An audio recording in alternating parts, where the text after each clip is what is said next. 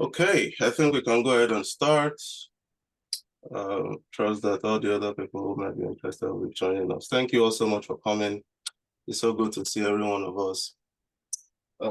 This is Believers Hangout. For those of you who may not be familiar with us, we meet weekly, basically, just to share God's word and energize ourselves in the spirit and motivate ourselves also to be purpose-driven believers. But for those of us who are on the Believers Hangout platform, I already explained that, the purpose of this series of webinars we're going to be having is just to help us build capacity, not only spiritually, but also financially.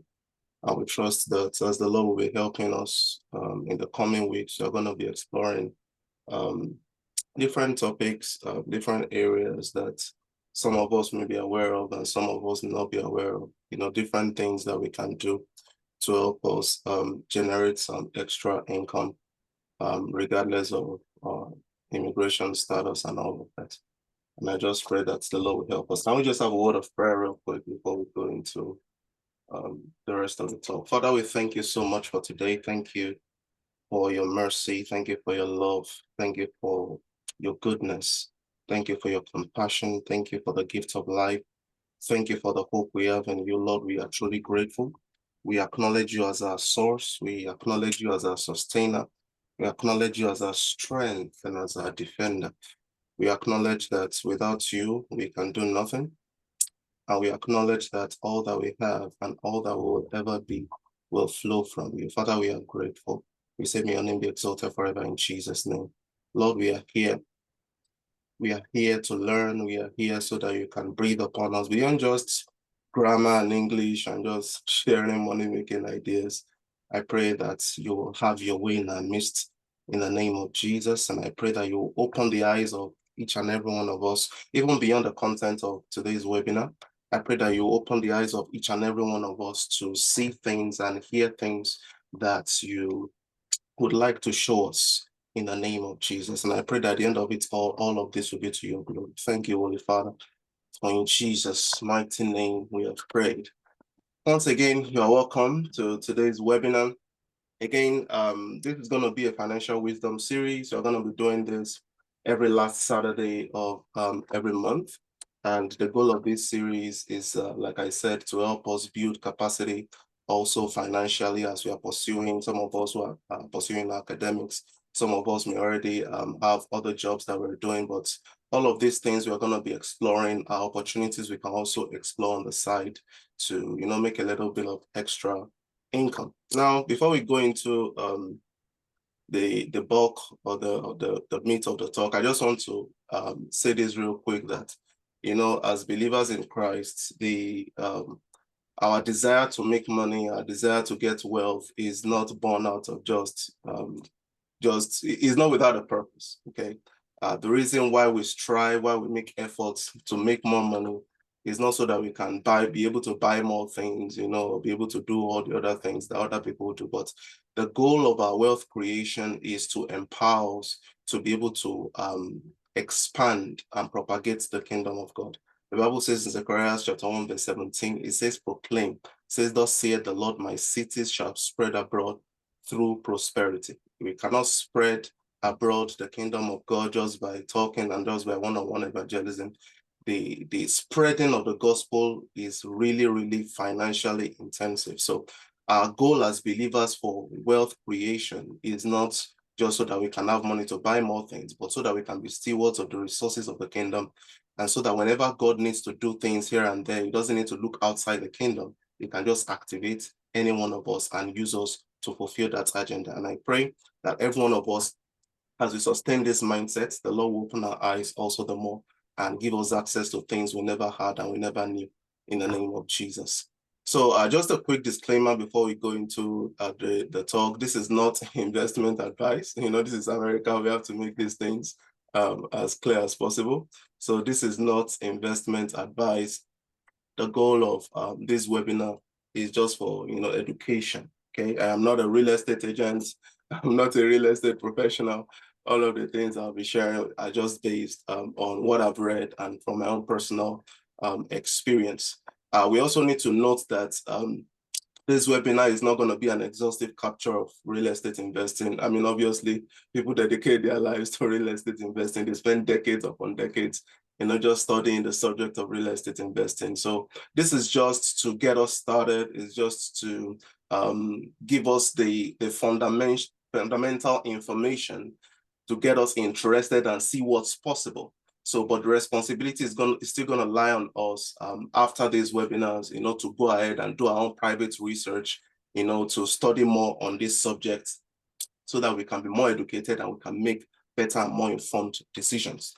Now, why real estate? Why is real estate investing so strategic? Why is it so important? Well, the first reason is because anyone can invest in real estate, okay, regardless of your immigration status, regardless of your educational level, experience level. It has no regard for your background or all of those things. Anyone can invest in real estate, whether you're an international student, whether you're an immigrant, on any kind of visa, whether you're an American citizen, regardless of your immigration status, okay, you can invest in real estate. The second reason why real estate is so awesome is because you have access to higher leverage, especially when you're using a mortgage.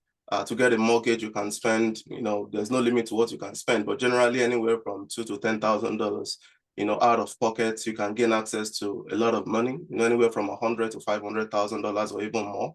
So with a little initial investment out of your own pocket, you have access to a huge leverage in terms of the loan you're going to get from the bank. And as you get that high amount of money to buy a property, it also creates an opportunity for cash flow, and passive income. So if you buy a property, for example, for say $100,000 and your monthly payment, your mortgage payment is probably, let's say, $700. If you rent out, part of that property or even all of that property, for say $1,500, that's an extra $800, just gross income that you're seeing on the side, after you pay off your mortgage, every month. So it's a great opportunity for passive income for those of us who may be looking for opportunity to get some passive income, and again, like I said, real estate investing is something anybody can do. This is completely legal. There is nothing shady about it. Investing, any kind of investing, is something that anybody can do, regardless of your immigration status, regardless of the kind of visa you have, so that makes it, really cool. Another advantage of real estate investing is that, properties appreciate. Generally speaking, yeah, there are times that property values go down, due to different circumstances. For example, when we had COVID, there was a huge drop in property value, over that period. But generally speaking, year in, year out, properties appreciate at an average of 4.8%. And this is just an average value depending on the location, depending on the kind of property it is, and different factors. Property values can appreciate as much as 10, 13% also, just depending on the kind of property you're going into and the kind of area that you're looking at. But generally speaking, the way I like to look at real estate investing is just like, a compound interest bearing savings account. Okay, so you're putting in your money instead of, just paying rent every month, you are paying a mortgage. Okay, and part of that mortgage is going to be like, you are using it to build equity into your house. What equity simply means is the amount of the total value of the property that is not owed. Okay, so if let's say you buy a property for $100,000 and the amount of money you owe on that property for the mortgage is still around $80,000, it means the equity on that home is $20,000. Okay, so if you sold that home, for example, today, and you sold it for maybe $110,000, you pay back $80,000 to the bank, you got the mortgage from, and the remaining 20 or 30,000 after you pay, things like real estate commission and all of that, the remaining money is yours. Okay, so it's really a really nice opportunity to grow your income, and also, you're going to be paying the money anyway, on housing. So instead of paying it as rent, it makes more sense for you to go into a property that will eventually be yours. Not only are you saving all those money that you're paying in every month, but it's also appreciating annually, and that's really awesome.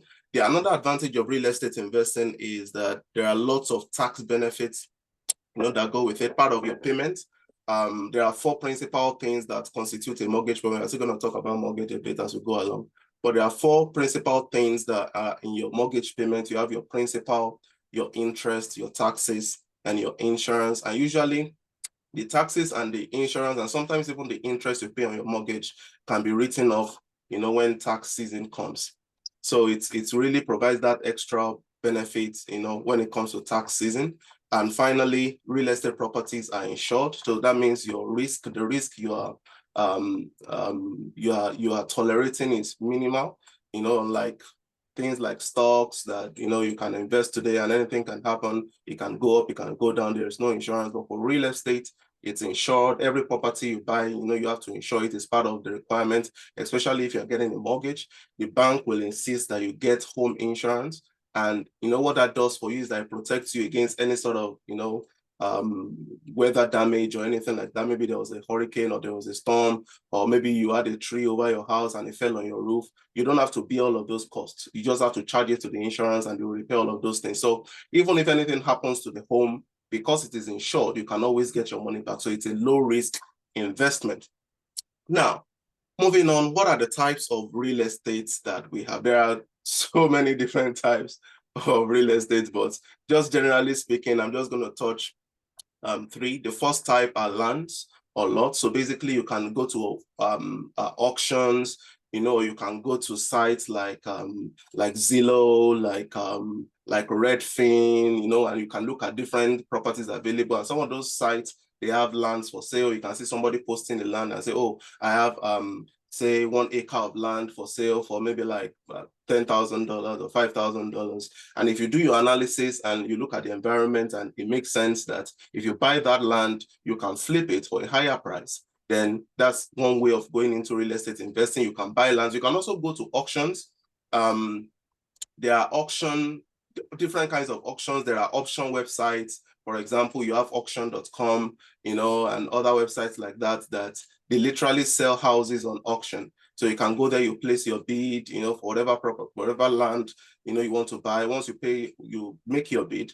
And, after other people also bid and all of that, if your bid is the winning bid, then, they give you the property document, you pay the money and all of that. And you can flip that property also and, make a little extra income from that. So that's the first type of real estate, lands or lots. Another type are commercial properties. Examples are hotels, shops, stores, all of the shopping malls that you see around, whether it's for the small businesses or the big buildings. All of those things are commercial real estate. Now, generally speaking, commercial real estate tends to be more cost prohibitive in terms, what I mean is you tend to need more money, okay, to enter into the commercial real estate space, unless you are joining maybe a commercial investment group, maybe a group that invests specifically in commercial real estate, and they kind of break down your minimal investment to enter into the space. They can say, okay, if you invest maybe $10,000, this is the kind of annual return you will be expecting, things like that. But generally speaking, if you want to take it on all by yourself, it's usually more expensive to go into commercial real estate. And the final type of property I'm going to talk about are residential properties. And this is actually where I'm going to dwell for today's webinar. So there are different kinds of residential properties, okay? The first type are single family homes. Now, single family homes is just what it sounds like, okay? It's a single family home. It's a home that is on a plot of land, okay? And the plot of land is also part of the home. In other words, when you buy the house, you also buy the land on which the house is built. So if you've ever visited someone or you live in a house yourself, that has a yard, and you are the only one living there for just one family, maybe it's a 4-bedroom, 1-bathroom house, or it's a 4-bedroom, 2-bathroom house, but it's not like broken down into different compartments, just a single family home, and it has a land and the land belongs to you. That is an example of a single family home. Another type of residential property are multi-family homes. Okay, examples are duplexes, triplexes, quadruplexes. There is no limit to the plexes when it comes to this one. There are properties that are 8 plexes, 12 plexes, just as much as you can imagine. For those of us, for example, that live in Greg Page, Greg Page, inside Greg Page, every block of Greg Page is actually a multi-family home. Okay, and inside every block of Greg Page, you have how many buildings now? 1, 2, 3, 4, 5, 6, 7, 8. You have 8 different flats or apartments inside Greg Page. So that single block of Greg Page is an example of a multi-family home. That's actually an 8-plex. Okay, or whatever they call it technically, I don't know. But another example of residential properties are apartment complexes. Now, multifamily and apartment complexes seem similar, but the difference is that for apartment complexes, a multifamily home can just be a duplex, and that's it. That's the only duplex in the area. And what a duplex means is 2 different flats in the same building. Okay, and it is demarcated, it has its own. So each flat have their own utility, they pay their own utility, they have their own meters, things for like electricity meter, their water meter, all of those things are separated for each of those properties. Okay, that's for example, a multifamily. But for an apartment complex, it's a combination of many multifamily homes. Just like, again, you have in Greg Page or, the Stretch, for those of us who live in Lexington, when you have different multifamily buildings and you have a lot of them within the same area, that is an apartment complex. And you can also buy a multifamily home by itself, and you can buy an apartment complex by itself. It all depends, on the kind of deal that you are looking at and you are dealing with. So, but moving on, you also have condos. Condos are also an example of residential properties. Now, condos are just like apartments, okay? They are just like the multifamily homes, but the difference usually is that for a condo, you can own just a portion of that multifamily, kind of property. So using a place like Greg Page, for example, now, if you are in Greg Page, if you're going to buy a block of Greg Page, you're going to have to buy the whole thing by itself. But in a condo, the situation with a condo is that you can buy just one section. So let's say you live in flat A or you live in flat B. That flat by itself, you can just buy it and it belongs to you. And you have the right to just that flat. Okay, that's the way a condo works.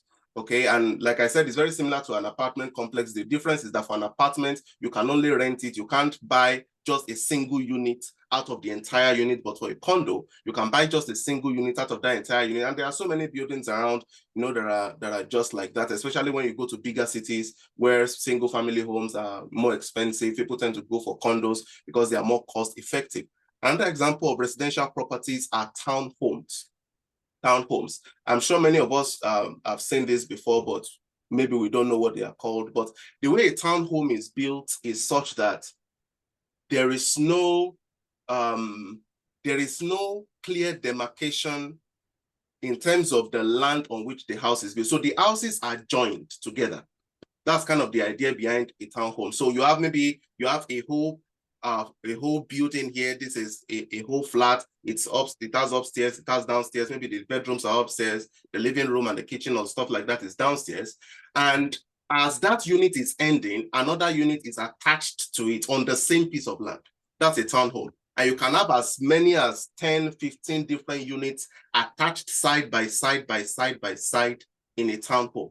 Now, the advantage of a townhome is that it is usually less expensive. So let's say you want to buy a 3-bedroom, 1-bath house, in as a single family property, for example, and the cost of that house is maybe like $250,000. If you're going to buy a townhome of the same size, you can see it for maybe like $150,000. Okay, because it utilizes the same block of land. Now, within that giant block of land, there will still be a portion that belongs just to you. So there'll be like a fence, just mapping out a small backyard for you. Maybe you want to do stuff like barbecue, grilling, and all of that stuff. So you can do that with, in your own backyard. But the whole land, you don't own the whole land. You only own the portion that is demarcated out for you. That's a townhome. And the final type of residential property are manufactured homes. Manufactured homes can take different shapes. There are those that are literally mobile. Well, mobile homes in the sense of maybe things like RV, things like Airstream, like trailers where you have, rooms and parlor and all of that stuff. Those are usually not they are technically called on real estates in the sense that they are not like fixed in a particular location, but there are also mobile homes in quotes that are kind of stationary. And the way that works is you have like, I don't know how many of us have come across something like that. You have, if you have heard something like a mobile home park, okay, or a mobile home lot, what that means is that someone has a piece of land, maybe 2 acres or 3 acres or whatever, and then they say, all right, whoever wants to, establish a mobile home, I want to use this park for that purpose. So what they simply do is that they lease out a portion of that land to you. So if you want to buy a mobile home, for example, and you've already talked to whoever wants to manufacture the home for you, you will simply lease a portion of that land, and then you will put so they will raise the foundation and all of that. Then you just literally set the home on the established foundation. Okay, but the thing with a manufactured home is that it is usually cheaper to buy. If you go to maybe Zillow, for example, or you go to Redfin, and you look at different kinds of houses, you will see that manufactured homes are a lot cheaper. You can see manufactured homes as low as $25,000, $50,000, $70,000, depending on where you live. But the issue is this: although the house is cheap, you are going to be paying mortgage for the house itself. But in addition to the mortgage you are paying for the house, you will also be paying a monthly lease for the land that the house is sitting on. So for a manufactured home, you don't own the land on which the house is sitting. So if you want to have a manufactured home, for example, you will have to lease the land on which the house is sitting. You can lease it for 10 years, 20 years, 30 years, depending on your preference, but you will have to pay a monthly payment also to the owner of that lot, or that park or whatever, every month for the privilege of putting your house on that piece of land. But like I said, it all depends on your situation and what you're trying to do. But like I said, manufactured homes are easier, they are cheaper to buy. So if you earn very little income, say maybe even with as low as $20,000 income, you can qualify to buy a manufactured home. Okay, but again, there are other things to think about, in the sense that when you add the cost of leasing the land every month, is it still going to be reasonable for you to finance such a home? Oh, no, so there are lots of things to think about, but these are just the types of residential properties that you can buy right now. All right, so how do we make money via residential property? Like I said, my focus for today's meeting is going to be just residential properties. In the future, we can look at other types of real estate, but just focusing on residential properties, there are several ways that you can generate some passive income using residential real estate. Now, when I say residential real estate, I don't just mean a house that you live in. I mean a house that people live in, okay? Whether you are part of the people living in the house or you just want to rent it out and only your tenants are in there, all of those still qualify as residential real estate. Now, the first method I want to talk about is what is termed house hacking. House hacking, and this is very, very common. What this simply means is that you buy a house, okay, regardless of what kind of house, whether it's a duplex or a single family home or whatever, and then you rent out a portion of that house to a tenant. Okay, it can be maybe you use it for Airbnb, or you have a long-term tenant or whatever, but you rent out a portion of that house to somebody for the purpose of generating income. And what that does is that you are living in the house, you are still going to be paying the mortgage, but because you are renting out a portion of the house to somebody else, part of the money you are going to pay as mortgage, if not all, will be covered by the money you are making from your tenant. Let me give an example. Say you buy a duplex, all right? And this is just a quick note. Anything that is not a single family home will usually be cheaper than a single family home. Single family homes are usually the most expensive kind of residential properties. So if you have a duplex, for example, just like a townhome, if you have a duplex, that is maybe a 2-bedroom, 1-bath, and you have 2 of those on the same property, in total, it is a 4-bedroom, 1-bath home, okay? If you want to buy a single family home for 4-bedroom, 1-bath, or 4-bedroom, 2-bath, you may spend, depending on where you are, you may be looking at maybe $300,000 to $400,000 or even $500,000. And if you want to buy the same kind of property as a duplex, you may not spend maybe more than $250,000 or $300,000. So it's a lot cheaper to buy things like duplexes or townhomes or apartment complexes compared to buying single family homes. But regardless of the kind of house that you buy, whether it's a single family home, whether it's a duplex, whether it's a triplex, whether it's a condo, whatever it is, as long as you can rent out a portion of that house and you are making money from a portion of that house, all right, it is called house hacking. So let's say your mortgage payment for whatever house you buy, it's maybe $700 or even $1,000, and then you rent out, if it's a duplex, for example, you rent out one unit to somebody, maybe a long-term tenant, and you rent it out for maybe $1,100, or even let's say you rent it out for $800 and your mortgage is $1,000. If you rent it out for $800 and the tenant you have in the other unit, they are also paying for their utilities, so you don't have to worry about that. They are paying for, their light, their internet and all of that. So they are paying you $800 every month. Your own monthly mortgage on the entire property is $1,000. So it simply means that the money you are actually paying out of pocket by yourself for that mortgage every month is just $200. So instead of paying $1,000 out of pocket every month, you're only paying $200 out of pocket every month. And in fact, depending on the kind of property it is, and how savvy you are as an investor, you can actually you can rent out the other units for enough or even more than the cost of your mortgage. So let's say your mortgage is $1,000, depending on the kind of situation you have going on, you can rent the other property, say, for like $1,200. And as you receive that money every month, you are paying off your $1,000 to whatever bank you are dealing with as mortgage, and then the remaining $200 is going to be for you to keep. Now, you can use that also to offset things like your utilities, your internet, your phone bills, and all of that. But the point is, that is extra income for you. Now, why is this so important? Remember, if you look at your income, you will realize that the most cost-intensive expense that you have is housing. If you look at your income, regardless of how much you make, that you will see that bulk of the money you make is actually going towards, paying for your house. So let's say you are earning $2,000 a month, for example, and then you pay $800 as maybe you are renting a house for $800, or you are renting a house for $1,000. Now, that's half of your paycheck that is going into housing. Now, if you buy a house and then you rent out a portion of that house, let's say your mortgage is still $1,000. All right.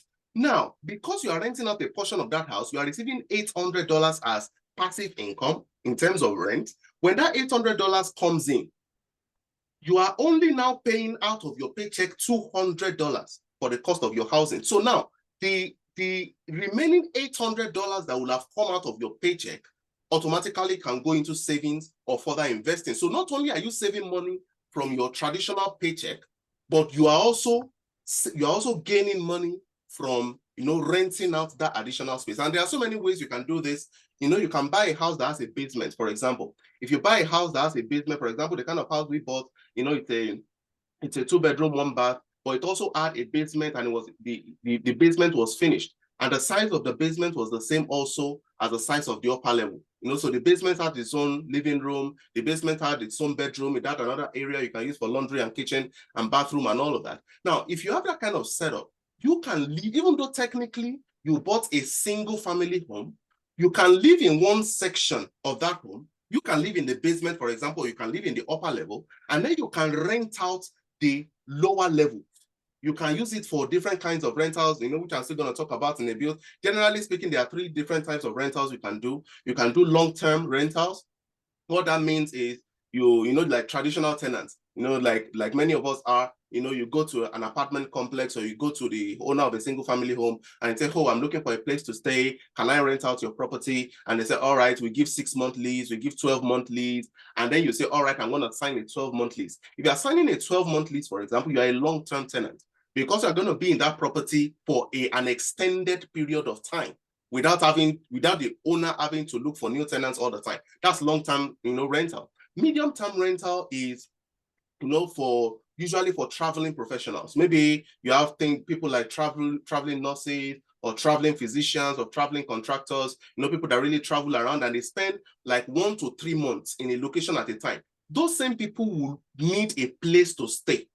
So you can use your property also for medium-term rentals. So it simply means that every month you will be having a new tenant. depending on the kind of duration they are looking at. Or every 2 months, every 3 months, you'll be changing your tenants. That's medium-term rental. And short-term rental are things like Airbnb, Verbal, vacation rental. People don't live there. Maybe they came for a conference in your area, and then they just need a room in your house, or they need a suite in your house, and you rent out that space to them for maybe 1 day, 2 days, 3 days, or 5 days. That's short-term rental. Now, generally speaking, in order of increasing revenue, long-term rentals usually give you the least money per month, because you have a stable tenant, they are there for a long time, you don't raise their prices every month. All right, well, we can't speak for some places like, those of us who live in Great Bay, they change your prices every year, But the point is, for long-term rental, once you have a locked-in price and agreement with that tenant, you can't change that price until you reach a new agreement and you sign a new contract. For example, a house that we used to live when we just came to the US, it was a big house, a 5-bedroom, 2-bath house. And we were lucky, we got the house for just about $800. And we're paying just $800, for the period of 2 years, and our rent never changed. So generally speaking, that same house, if you want to use it for Airbnb, you can make anywhere from $3,000 to even $6,000, depending on how much you price it and all of that. So long-term rentals usually make you the least money. Medium-term rentals make you more money. And the reason is because when you're doing medium-term rentals, your apartments usually have to be furnished. Because you have to understand, people who are coming to stay in your property for just a month or 2 months, they are not trying to buy furniture. Okay, they are not trying to buy tables, they are not trying to buy all these different things. So they're usually looking for properties that are already furnished. They already has everything, television, tables, and all of everything they need to, to subsist. So that, because of that privilege, you can charge them a premium. So let's say you are renting the same space for $1,000 for a long-term renter. When you come to medium-term rental, you can rent the same space for maybe $1,500 or even $2,000. Because the people are staying for a short period of time, and the house is already furnished, they have access to everything that they need. And when you now come to short-term rentals can potentially make you more money. Well, this is not a hard and fast rule, it's not always so. But generally speaking, short-term rental can make you a lot more money.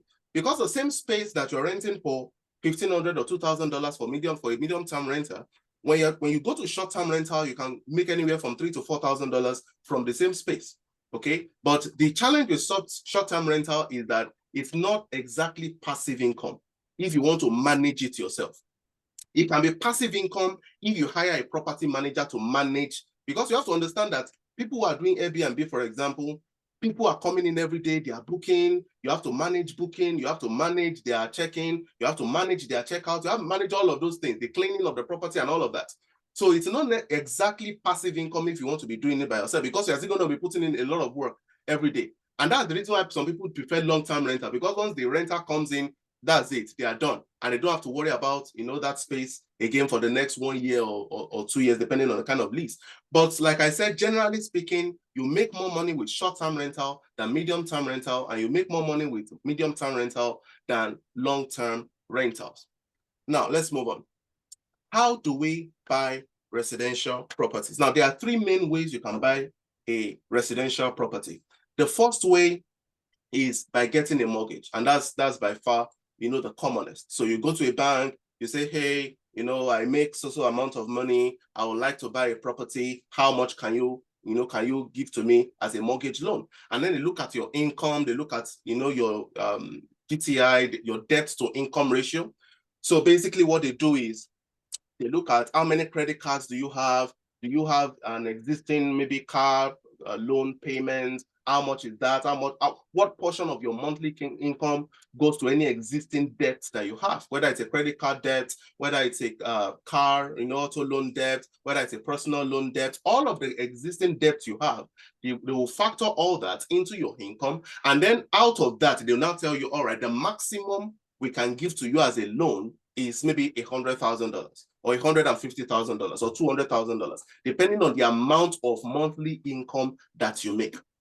Okay, so that's a mortgage. You go to a bank, you tell them this is how much I make, and then depending on the kind of deal, we are still going to talk about that in a bill, down payment and all of that. But generally speaking, it's easier for you to buy a house with a mortgage than other methods. Now, the second method you can also use to buy a house is through creative financing. Now, what creative financing simply means is that you look for somebody else other than a traditional bank to give you the loan to buy a house, okay? So, and the way people usually do this is they go to the owner of the properties themselves. So let's say you want to buy a house and the house is already paid off, okay?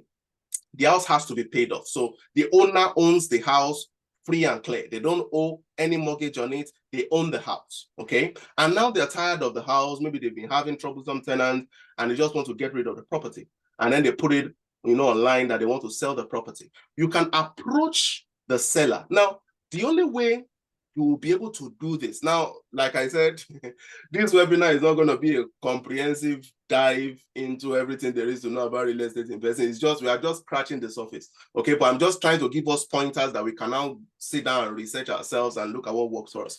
But generally speaking, the only way you'll be able to do something like seller financing or creative financing is that, number one, the house has to be paid off. The owner has to own the house free and clear. And then the owner has to list the house as for sale by owner. For sale by owner. Maybe at the end of the webinar, I'll just open Zillow and show us some examples. The house has to be for sale by owner. In other words, the owner himself is the one listing the house, and the owner himself or herself is the one selling the house without using a real estate agent. Okay, so when the house is being sold directly by the owner, you can now call the owner, go visit the owner, and tell them, hey, I'm interested in this property, but would you be willing to finance this home for me? Would you be willing for me to be paying you monthly over the course of maybe the next 10 years or the next 20 years or the next 30 years? But you don't have, I will deal with all of the repairs. You will transfer the title to me. I will deal with all of the responsibility of the property. So it will just be as though you are still making the same rent you are making, but this time you don't have to deal with the headache of repairing the property, managing tenants, and all of that. That's the pitch you can give to the owner of the property, for example. And you'll be surprised that there are people who will agree, because their major problem is just that they are tired of dealing with tenants. It's not that there's any issue with the house or they will really need the money for anything, but they're just tired of dealing with tenants. So you can come in and say, all right, I'm not going to give you any headache because you will transfer the title of the house to me. So the responsibility of the house will become mine. I will literally be buying the house. What seller financing simply means is that instead of you going to a bank to obtain a mortgage, the seller, the owner of the house, becomes your bank, essentially. So you will be paying directly to them. So depending on the kind of deal. Now, why creative financing is so interesting is because you can strike any kind of deal with the seller if they agree. In fact, there are people who buy houses, with creative financing without even using an interest rate. Okay, so maybe the seller wants to sell the house for $200,000. All right. If you were to go for a mortgage and you get the mortgage, say maybe at 6% interest rate, meanwhile, the interest rate you are getting with the mortgage is compound interest, not simple interest. So by the time you are done paying a mortgage, you may end up paying a total of maybe $350,000 for that house. By the time you add interest to principal, you may end up even paying double what the listing price of that house is to the bank when you add the interest and the principal. All right. But when somebody lists a house as for sale by owner, for example, and they say, I want $200,000 for this house, you can go to them and say, all right, I like the property. It's nice. I'm interested in it. I'm serious. And I'm willing to pay you $250,000. You are offering him above what he is asking for. Or you can even say, I'm willing to pay you $270,000. Because when you do your math, you will discover that you are still saving a whole lot of money, both on a monthly basis and an overall basis, compared to when you are going to get a conventional mortgage. So that's why it's called creative financing. There are no limits to the kind of deal you can structure. It just depends on how you can communicate it to the seller of the property, and once you can reach an agreement. And it's also cheaper for this kind of properties, for you to close on this kind of properties, because you don't have to worry about, banks will charge you all kinds of fees. So you're trying to get a mortgage, they will charge you things like loan origination fee, processing fee, administration, all kinds of different fees they will charge you. When you are doing creative financing, you're dealing directly with the seller. The same house that you probably would have closed with maybe $5,000 if you are using a bank. When you are doing creative financing, to buy that house, your closing cost may not be more than maybe $1,000. Okay, so that's an advantage of creative financing. But creative financing is usually for more investment savvy people. Is not just something you can rush into because you can easily get things wrong. So you have to take your time to study, maybe do a few real estate deals before going into creative financing. And then the final way you can buy a property is through straight cash. Straight cash is just as it sounds. It's very fast, it's quick. There are no bureaucracies to deal with. There are no hoops to jump through. Once you look at the property, it looks good with you, for you. Now, another advantage of cash purchase is that you tend to get a better deal. You can use cash as a leverage to get a cheaper price for the house. So let's say the owner is asking for $200,000, okay? And you come in and say, all right, I like the property and I'm paying cash, but I can't pay beyond $150,000. You'll be surprised the owner will agree, because with cash, you guarantee them a very quick closing, okay? With traditional mortgage, from the date you reach an agreement with the seller to the day you finally close on the property, what it means to close is just that you get all the contracts together, you do the final signing on the property, and then the owner exchanges the keys to you, you make all the payment and all of that. For a traditional mortgage, it can take you anywhere from 15 days to even 60 days, depending on the kind of situation you're dealing with. But with a cash purchase, you can close on a property in less than 10 days. Okay, so and usually sellers like it, especially when they are in a hurry, maybe they want to move out of state, they like to close quickly. So if you come in with cash and you say, oh, I have $150,000 cash, I'm going to pay for this property, but I cannot pay your asking price of $200,000. Is that fine with you? If they say yes, fine. You just look for they call them title companies. Title companies, their responsibility is, they will check the history of the house. They make sure there's no legal issue pending on the house. They will draft the contract. They will do all of that. So you look for a title company and you just go to them. I found this property. The seller and I have agreed for this price. This is the purchase contract, and then they will deal with everything else. Okay, and then on the day, they will bring it together on the day of closing. You sign all the necessary documents and you're done with the house. So with cash purchase, generally you get better deals. But of course, the downside is that you have to have all of the money cash. So unless you have like $200,000, $300,000 or even $1 million somewhere lying around in cash, this may not be a feasible route for you. But those are just the general ways you can buy a house. Now, for the purpose of this discussion, I'm just going to focus on mortgages, okay? Because I know that most of us who are listening to me, this is the route that we want to go through. Most of us probably don't have enough cash to go and pay $250,000 for a house right now, but everyone can apply for a mortgage and get a mortgage. Now, there are different types of mortgages, so many different types. These are just a few that I've put here. For people want to buy residential properties, these are the kind of mortgages that you want to look at. Now, the first example or the first type of mortgage is what they call an FHA loan. Okay, FHA is just Federal Housing Administration. Now, what an FHA loan simply means is that the loan you are getting is backed by the federal government. Okay, so it's like the government they are giving the bank a guarantee that don't worry, we have your back on this loan. So technically the loan belongs to the federal government in the long run, but you are still going to get that loan through a local bank. So maybe you go to Chase Bank or PNC or any of these banks or even any of these mortgage companies, and they say, all right, you qualify for FHA. Now, FHA has its own requirement that you must meet, okay? When they look at your documents and all of that and say, all right, you qualify for FHA loan, we will give you the loan, but it is going to be an FHA loan because the federal government is the one backing the loan. That's an FHA loan. Now, FHA has its own advantages. The first advantage is that it has a low down payment. Okay, for an FHA loan, the minimum down payment is just 3.5% of the total value of the property. So let's say the total value of the property is $100,000. For an FHA loan, your minimum down payment must be $3,500. Okay, that's for FHA. Now, the second advantage of, well, this is not an advantage now, this is a disadvantage. The thing with FHA loan is that it usually requires what is called a mortgage insurance premium, which is basically an extra charge that you are going to be paying every month because you are paying such a low down payment.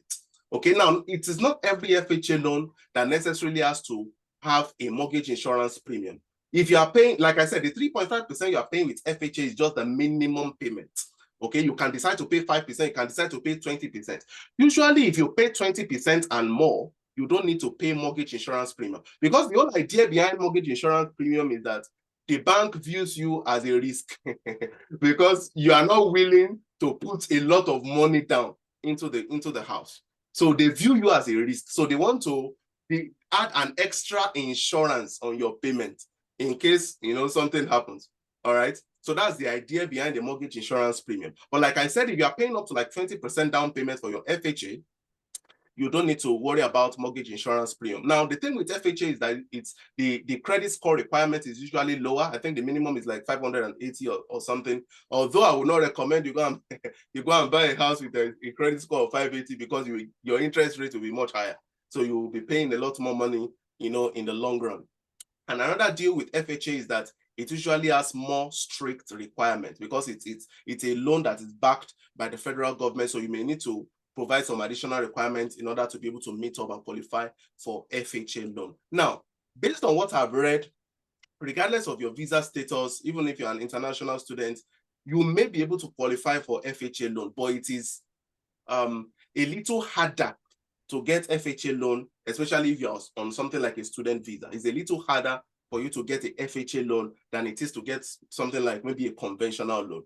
Okay, so that's just something to keep in mind. So if you're an F1 student, you will probably have a much better chance with getting a conventional loan than getting an FHA. You will most likely be denied for an FHA loan, except you have some extra requirements and you are in a really good financial situation.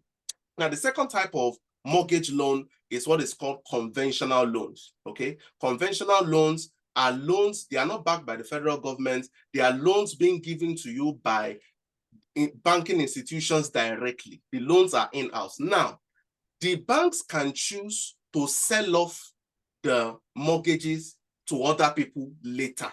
That's their own headache.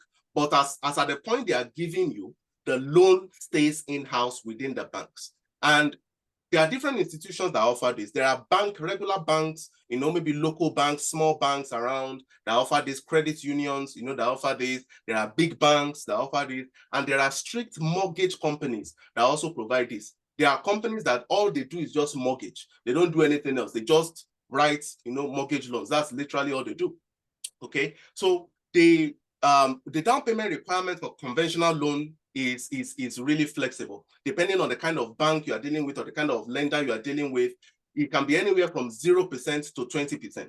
Okay, but the traditional requirement for conventional loan is 20% if you want to avoid a mortgage insurance premium. For a traditional conventional loan, if you are paying anything less than 20% down payment on the property, then they will usually add a mortgage insurance premium to your monthly payment.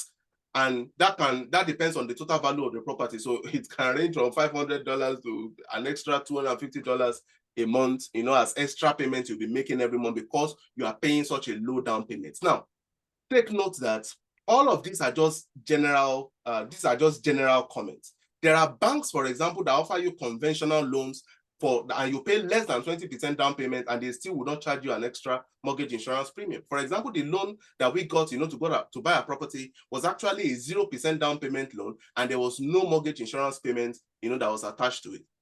Okay, so it depends on the kind of bank you are dealing with and the kind of package that they are offering. So that's why I'm still going to talk about that in a bit.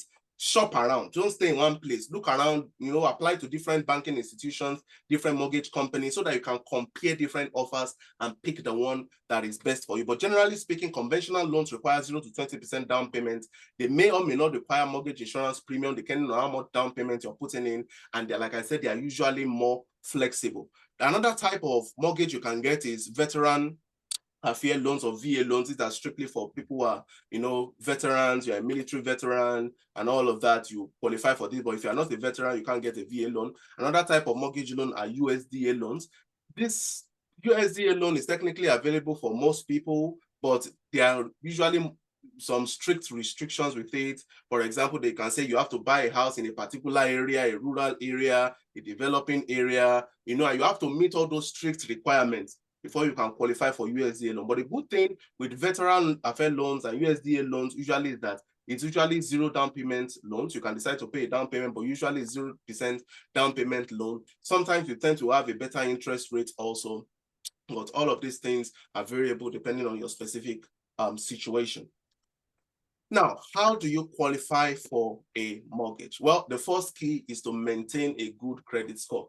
So if you are the type of person who maxes out your credit cards and you miss payments, you don't pay your monthly payment on time, you will most likely damage your credit score and it will affect your ability to be approved for a mortgage. So usually, I usually would like to just recommend above 650, a credit score of above 650. Now, the higher it is, the better. So why credit score is so important is because the higher your credit score, the lower your interest rate. Because the rationale behind that is if you have a high credit score, it means you are very financially responsible. That's basically what that is telling the bank. You are very financially responsible. You make your payments on time. You are a lower risk compared to other people. So they can give you that privilege of having a lower interest rate. And what that means is that your monthly payment will be a lot less than, say, let's say you get an interest rate of maybe 6%, and then somebody else who wants to buy the same property, maybe your credit score was 750, for example, and you get a 6% interest rate. Another person wants to buy the same property for 550, maybe getting something like 7% interest rate. It sometimes can be very drastic. And when you calculate that over time, the difference can be several thousands of dollars. So it's important for you to maintain a very good credit score. So if your credit is bad right now, it's not a problem. Start working on it. That's the whole point of this webinar. The point of this webinar is not for you to wake up tomorrow and just go and apply for a mortgage. No, it's so that you can know the things you need, so that you can begin to prepare. So if you need to repair your credit, you need to, pay off some loans that you have. You need to have a more rounded credit profile and all of that. You have time to start working on those, but you need to have a good credit score if you are going to be able to get good deals from banks, especially when it comes to mortgage. The second thing you need to do is to have enough savings for your down payment and closing costs. This is really important. Now, I'm still going to, towards the end of the webinar, I'll still share with us how we can save a lot of money, especially for down payment and closing costs and all that. But as a rule of thumb, begin to just save. I will say save at least $10,000. If you are trying to buy a property of maybe $100,000 to $150,000, have at least $10,000 in savings. Okay, you may not need to spend everything, but at least have it in savings. So we should begin to save, start saving towards, the house you want to buy. And that's important for a lot of reasons. Because when you buy the house, even if you don't end up spending more than maybe $2,000, for example, in our own, when we're buying our own property, we didn't spend on to $2,500. All right. But even though you spend such a little amount of money to move into the property, things happen. Okay. Something may occur that is not covered by your insurance and you have to pay out of pocket. And that was exactly what happened to us. Within 48 hours of moving in, we had to spend about $800 because, there was this weather event that happened and all of that. And I'm still going to talk about that when it comes to, your home, but getting your home insurance. You need to pay attention to your deductible, because if your deductible is higher than the cost it takes to repair it, you have to pay out of pocket. Okay, so you have to have enough money in savings to cover for all of those emergencies that may come in when you just move into a property. It's really, really important.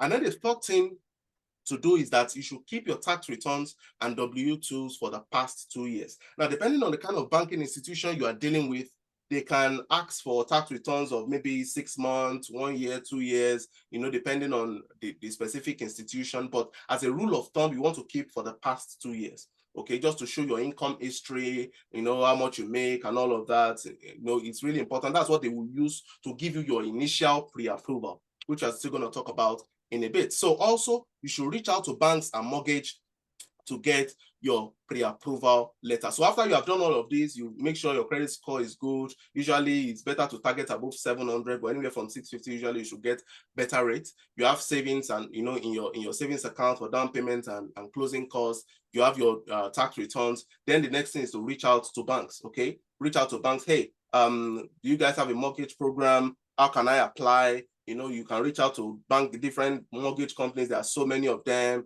You just go online, look for mortgage company. You'll find things like Rocket Mortgage, so many of them available online. Okay. And there are also local banks that you can go to. That special programs. For example, our mortgage, we got it from a local bank. The name of the bank is Stockyards Bank and Trust. And we got a really good deal, very good interest rate, no mortgage insurance premium, and it was also a 0% down payment loan. So it was just a deal that was too good, to refuse. But reach out to different banks. That's really, really important, because I remember when I was applying then for different mortgages, there were banks, Chase Bank, for example, they were quoting me about $10,000 in closing costs. Okay, $10,000, and the bank we eventually used, all the total amount we paid, that was quoted for closing costs was probably around $4,000, and we didn't even have to pay all of that. And I'm still going to explain how you can avoid that.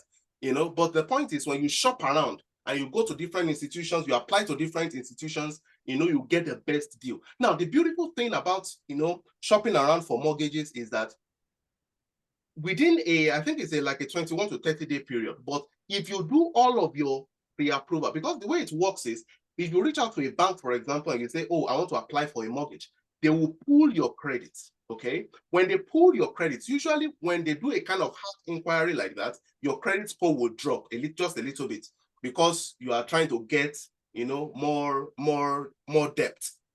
All right.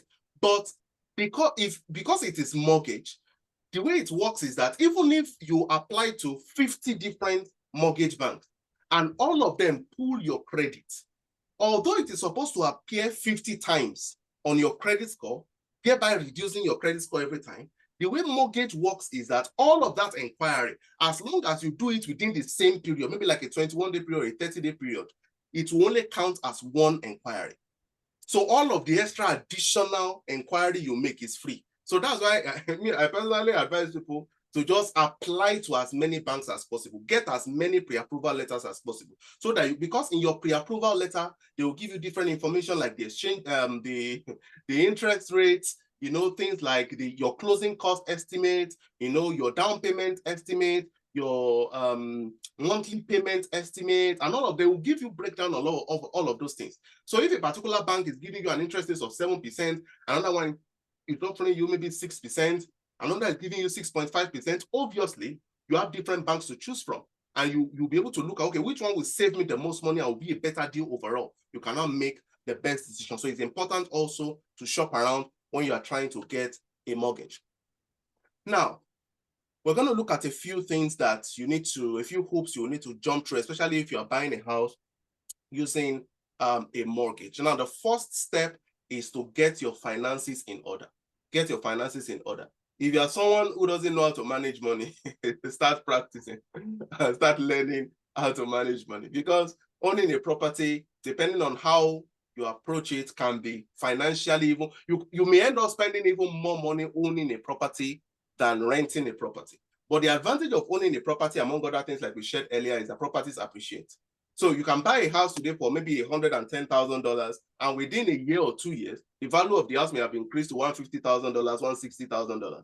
And if you sell the house the next year, you may be getting a profit of maybe $30,000 to $40,000 in extra income. So even though you are paying more technically on your monthly payments, you are still going to gain more overall in terms of the appreciation of the property. But the point is, get your finances in order. Okay, start saving, start reserving money for buying a house, and start planning towards buying a home. Okay, there are different tools online you can use to estimate, how to plan your monthly payments, how to how to budget, the maximum amount you can afford. There are so many different, home ownership calculators available out there. Just all it takes is a Google search. There are so many of them that can help you, to really begin to plan accurately financially in terms of the kind of house you want to buy. The second key is to maintain a good credit score. All right. So if you've maxed out your credit card, start making plans to be paying them off. Even if you don't pay it off completely, at least pay off a huge chunk of it. Because like I said, the bank will look at your debt to income ratio. So if you have a ton of credit card debt, and maybe like 20 to 30% of your income is already going to credit card debt, and even your car auto loan debt, you may not get pre-approved for a decent amount of money. So maintain a good credit score, pay off as much of your debt as possible. And then the third key is to find the best mortgage lender for you. Like I said, shop around, get different kinds of deals, get different kinds of offers, and then from there you can kind of compare and contrast and see the one that works best for you. And then the fourth key is to get pre-approved for a mortgage, get pre-approved for a mortgage. Like I said, the moment you reach out to a bank, a mortgage lender, and you say, all right, I want to get a mortgage. Can you look at this is my income information. This is how much I make. This is my maybe social security number to pull your credit score. And you don't tell them, okay, what is the maximum amount that I can get from you? And that's a question I recommend asking, because sometimes the loan officer you are dealing with, the loan officer of the bank that wants to, do the initial pre-approval for you, they may ask you, how much do you want? Or how much are you trying to get? Okay. Instead of telling them a specific number, just tell them to give you the maximum amount they can pre-approve you for. Now, the fact that they are approving you for a particular amount doesn't mean you have to buy a house up to that amount. That's just the maximum. That's the upper limit. So if they approve you for maybe $150,000 or $200,000, it doesn't mean you have to go out. In fact, the fact that they pre-approve you for $200,000 doesn't mean you can actually afford $200,000, a $200,000 house. Because they will pre-approve you based on your gross income before taxes, not your net income. So the fact that they pre-approve for $200,000 doesn't mean you should go and look for the most shiny house in the neighborhood to go and buy. No, you still have to run your numbers based on your net income and look at what's the maximum monthly payment I can afford each month. And like I said, there are several calculators online that you can use to do that. What is the maximum amount I can afford every month? Now, after I know that, what is the maximum value of the property I can afford based on my monthly payment? So maybe when you run your numbers, the maximum you can safely and conveniently afford is $120,000. Even though you have a pre-approval letter for $200,000, when you are looking around to buy a house, you don't look for any house above $120,000 because that's what you can comfortably afford. And I usually like to advise this because even if you plan to use the house as an investment property, maybe for house hacking or, for a full-blown rental, things happen. If you are not able to fill the property with a tenant as quickly as possible, you have to buy the kind of house that you can comfortably afford to pay, even if you are not able to rent it out immediately. And that's a very, very important wisdom, because people sometimes make the mistake of just going by the amount they are pre-approved for, and then by the time they now enter the house, they are now struggling to make payment, and then it becomes a problem. So do your own math, run your own numbers, do your own calculation, make sure this is something you can comfortably afford before you go into it. So, but go to the bank, get pre-approved for a mortgage. So the pre-approval letter is just a simple letter. The loan officer will send you the letter. They will put your information there, basically saying, okay, this person, we've looked at his income information and we have decided that he qualifies for up to maybe $150,000 mortgage, blah, blah, blah. They will put the interest rate and all of the information there. So what the pre-approval letter does is that it now shows the seller of the house that you are serious. Because if you want to buy a house using a mortgage, for example, and that's a part of the next point, you will need to get a real estate agent. One of the first things your real estate agents will ask you is, where is your pre-approval letter? Because they also don't want to waste their time. Okay, they don't want to deal with you if you are not serious about buying a house. All right, so they will ask you, where is your pre-approval letter? When you show them your pre-approval letter and they check it and they see that the maximum amount you are pre-approved for is $150,000, when they are looking for houses for you, they will not exceed that amount because they don't want to waste their time. There's no point for them showing you a house worth $200,000 when they know you can't afford to pay for it. Okay, so it's important for you to get that pre-approval letter. Now, the pre-approval letter is just a pre-approval. It's not a final approval. Okay, it's just to get you started on the journey, to get your foot in the door, to be able to start looking at properties before you now find one that you like. Okay, but after you get your pre-approval letter, the next thing is now to create a wish list for your ideal property. Now, this can vary depending on a wide range of factors. Okay, location, for example, where is the house based? Do you want a house that is close to you, or do you have a car and you don't mind driving long distances? Do you want a house that is a single family? Do you want a townhome? Do you want a condo? Or are you flexible? What are the most important things to you that you are looking for? For example, if what you just want is privacy, a house that belongs to just you and your family, you have no interest in rental or anything like that, that becomes your top priority. You can look for maybe a single family home. Okay, and then after that, you now want to decide how many bedrooms must it have. What's the minimum amount of bedrooms it must have? What's the minimum amount of bathroom it must have? Now, if you want to use a house for rental, for example, you want to do house hacking, you can't buy a house with just one bathroom.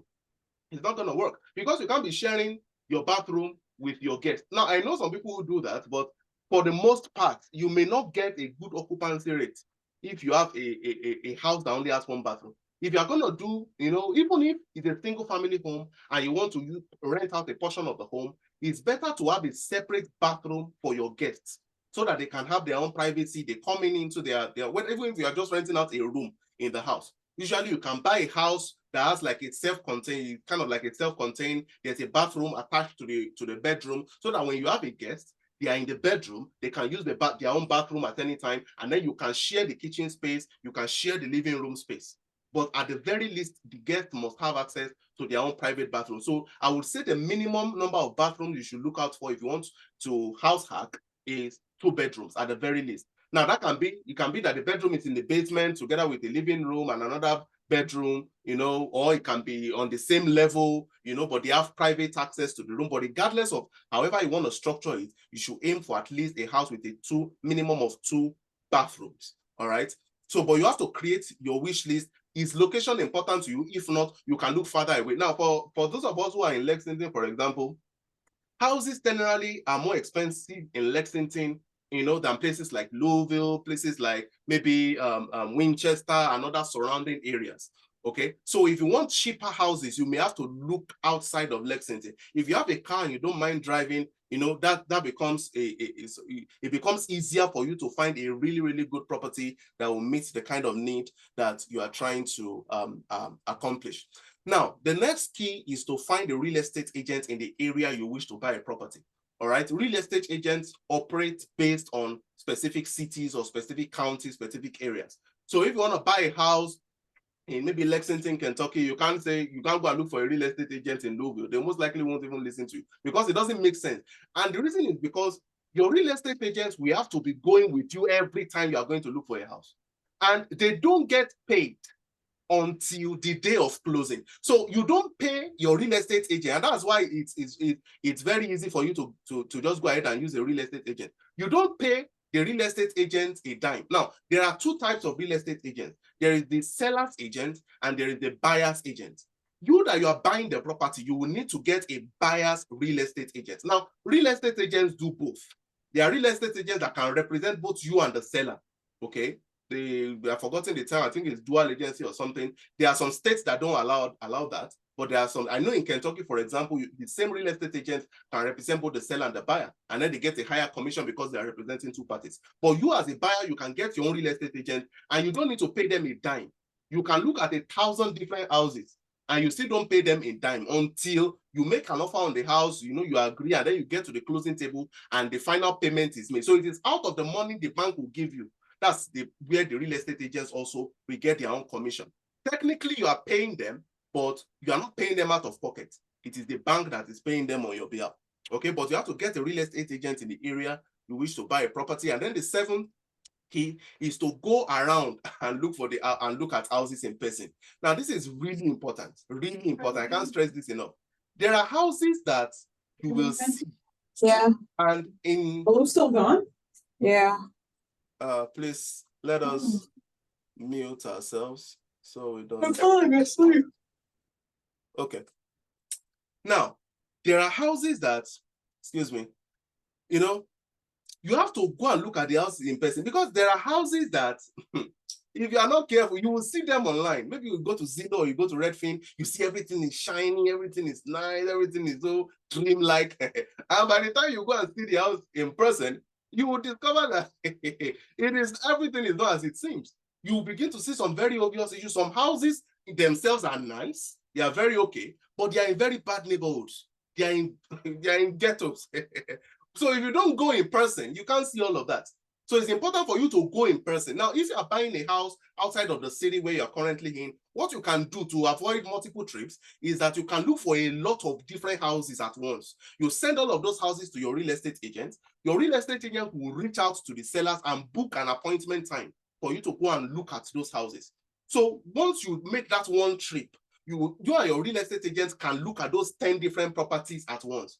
And the beautiful thing with a real estate agent is that they have access to all of those properties. You don't need to talk to the seller's agent. They have their, their MLS, their group where they have codes, for opening the locks and all of that. So they can access every property that is listed. So in one trip, you can look at 10 different properties. If you see one that you like, you can now make an offer on the property, which is the next point. When you see a house you like, it checks all your boxes, it meets all your needs. The next thing is to make an offer on the house. So let's say the seller is requesting 150,000 for the house. You can decide to offer them 150,000. You can decide to offer them more. You can decide to offer them less, depending on the situation. For example, if the house has been on the market for a long time, you check Zillow, for example, and you see that the house has been on the market for 150 days, for 200 days, 300 days. What it means is that they've had a lot of difficulty selling the house. The longer a house is on the market, the more the seller will be willing to compromise on the price. So if the seller is asking for 150,000, for example, if the house has been on the market, for an extended period of time, they may be willing to take a lower offer. So you may come in at, say, $130,000 and they will agree. But if a house is just listed, the house is fully renovated, it is all shiny, it's in a nice neighborhood. There was a time I went to look at the house, and the house was so nice, it was shiny, it had a garage, everything was just spectacular. By the time we got there and we tried to gain access to the house, we discovered that the people who came to look at the house before us, they broke the key. And because some of the funny things that they broke the key to make sure that no one else will be able to enter the house to look at the house, because they want to quickly make an offer on it. So there are some houses that are highly competitive like that, that before you make an offer, they tell you 3 people have already put in a bid. They will add you to the queue, and then the seller will review the offers and pick the best. So there are some houses, for example, this house that we bought, I think we were the first people to look at it. The house was listed maybe like 5 minutes ago. I found it on Zillow, and then immediately I drove down to Louisville. I came with my real estate agent. I think I was the first person to look at it.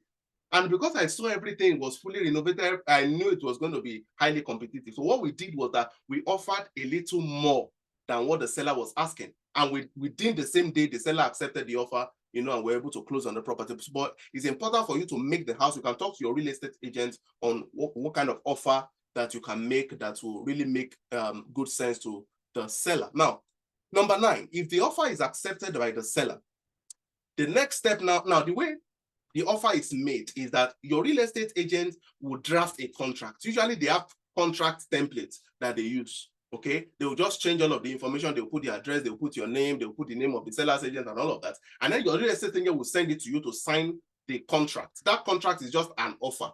So when they send that offer to the seller, if the seller agrees to your terms, they can sign the contract and agree, or they can make a counter offer. Maybe there is something you stated in your contract that the seller doesn't agree with and they want to change the terms. They can make a counter offer and say, okay, I agree to every other term except this. When they send it to you, if you agree with the new offer of the seller, you can sign it. The moment that contract has been signed by both you and the seller, the next key now is to take that contract and take it to your bank. So you contact your loan officer and you say, hey, I have a contract in hand for a property and I want you to send it to the underwriter. So what the loan officer will now do is that they will get all of that information with the new contract you have. They will put that into their system. They will now send you their own contract, their own bank contract. So it will have all of the different things, things like your immigration status. Are you a US? So this is where things like immigration status comes in. Are you a US citizen? Are you a permanent resident? Are you a non-resident? Usually they will give you all those options. Please, whatever you do, don't lie on this application. Do not lie on this application. If you are not a permanent resident, don't say you are a permanent resident. If you are not a citizen, don't say you are a citizen. That can get you into jail. Okay? So be honest. If you are a non-resident, for example, if you are an F1 student, what you click is non-resident, and you have to be clear. Because when my loan officer was sending me the information originally, she marked me up as a citizen. But when I thought that, I quickly called her and said, I'm not a citizen. I am a non-resident. And she had to quickly change that. But the beautiful thing is this, regardless of your immigration status, what the bank is looking for is your ability to pay for the mortgage. Do you have a job? Do you have authorization to work? Is that how you're able to get a job? As long as you can prove that, they do not care about anything else. Your immigration status are not, they are less concerned about all of that. Okay, but be honest. If you're a non-resident, tell them you're a non-resident. If you're a permanent resident, tell them you're a permanent resident. So you sign that contract that your bank sends to you, you send it back to your loan officer. So your loan officer will now send that document attached with maybe things like your driver's license or passport or whatever they ask for. Now, in my own case, because I was buying a house as an F1 student, they asked for they asked me if I had an EAD. okay, which is an employment authorization document. And I explained to the loan officer that I don't have an EAD because I don't need an EAD, okay? Because as an international student, you are legally authorized to work on campus, okay? And I showed her the document, the W-2 and all of that stuff. And she also looked it up herself and saw that, yeah, that's the truth. You don't need an EAD. So they sent all of that information to the underwriter. The underwriter is the representative of the bank that will make the final decision on the loan, whether to approve the loan or not. So they will send all of that information to the underwriter. When it gets to the underwriter, they will now make the final decision. If everything looks good and all of that, usually your loan officer, if you have a good loan officer, they will have made sure they've prepared you well, they've gotten all the necessary documents, so you don't have to run into too many issues with the underwriter. So once they approve it, then the underwriter will now send you some new documents to sign, or if they need some extra documents from you, maybe they need your tax return transcript, they need this document to sign and that document, but usually small things you can easily get. They will ask for all of those documents, you will send it to them, and then once they tell you that, okay, everything is good on their end, the next thing now, while the bank is dealing with all of that on their end, the next thing you need to do is to schedule your home inspection, because part of the things that will be in your purchase contract is that the final closing of the house is subject to a favorable home inspection. So even though you've agreed with the seller that I'm going to buy this house for this price, you can back out of that deal if after you do your home inspection there are issues you can't deal with. Okay, and it's really, really important to do home inspection. I cannot emphasize this enough. All right, there was a property I wanted to buy one time, and after I called an inspector to inspect the house, he found out that they actually had a meth lab, in the basement of the house. They were growing weed in the basement, and that can bring all kinds of issues, to your way down the line. So it's very, very important for you to have a home inspection. When a good home inspector will check every part of the house. They will check the roof, they will check the structure, they will check the flooring, they will check the appliances, they will check the plumbing, they will check every little detail. The doorknobs, the doors, which doors don't close, which doors open, which things, everything, they will check it, and they will give you a comprehensive report. And in the report that the home inspector gives you, they will tell you what issues are severe, what issues are really, really serious that you have to fix. Okay, what issues are moderate and what issues are, just there, just cosmetic, but if you don't want to fix it, no big deal. Now, when you get your home inspection report, the next thing now is that if there are issues that need to be fixed, the next thing is to reach back out to the seller and say, hey, yes, I'm still willing to buy this property, but you have to fix these issues. Okay, and you attach the home inspection report. For example, if the inspector looks at the house and says the roof is leaking, all right, or it says there is problem with the foundation is leaking, or the basement is leaking, any of those major issues, you reach back to the seller and say, no, I can't proceed with this unless you adjust these issues. And usually the seller will say, all right, no problem, they will fix all those issues for you. Or if they don't want to fix those issues, the seller can now say, all right, instead of fixing these issues, I will give you a reduction in price. I will give you $10,000 off, $20,000 off, so that you can fix these issues yourself. Now, I don't necessarily recommend this, because if you agree to this, it means you are the one that will fix that issue by yourself. The only condition where you should agree to something like that is if the issue is minimal and something you can easily fix. If you are somebody like me, you are very handy, you like fixing things, there are some things you can fix by yourself without hiring anybody for cheap.